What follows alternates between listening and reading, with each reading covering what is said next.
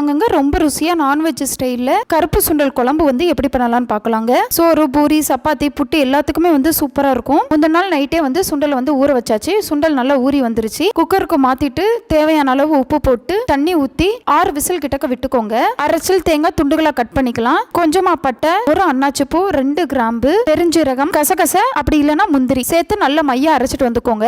Whistle அடங்கவும் பார்த்தோம்னா சுண்டல் வந்து சூப்பரா வெந்து வந்துருச்சு. 2 பெரிய வெங்காயம், ஒரு மீடியம் சைஸ் தக்காளி, ரெண்டையும் அரையும் குறையுமா அரைச்சிட்டு வந்துக்கோங்க. குக்கர் காயவும் எண்ணெய் ஊத்திக்கலாம். எண்ணெய் காயும் கடுகு போட்டுக்கலாம். கடுகு பொரிஞ்சு வரவும் கருவேப்பிலை சேர்த்துக்கலாம். கருவேப்பிலையும் நமக்கு நல்லா வதங்கி வரவும் வெங்காயம் தக்காளி விழுது சேர்த்துக்கலாம். ஒரு 5 நிமிஷம் வந்து வதங்கி வரவும் மசாலா சேர்த்துக்கலாம். நான் கத்திரிக்காய் முருங்கைக்காய் சேர்க்கல. நீங்க காய் சேர்க்க போறீங்கன்னா மசாலா சேர்க்கறதுக்கு முன்னாடி ஒரு 5 நிமிஷம் வதக்கிட்டு மசாலா சேர்த்துட்டு இதை அப்படியே ஃபாலோ பண்ணிக்கோங்க. மஞ்சள் தூள், புளிக்குழம்பு பொடி, சுண்டலை அப்படியே தண்ணியோட சேர்த்துட்டு ஒரு தடவை நல்லா கலந்து விட்டுட்டு தேவைப்பட்ட தண்ணி ஊத்திட்டு உப்பு போட்டு ஒரு 3 விசில் விட்டு பாத்தீங்க அப்படின்னா சூப்பரான சுண்டல் குழம்பு ரெடி. சேனலை சப்ஸ்கிரைப் பண்ணுங்க. Okay, by.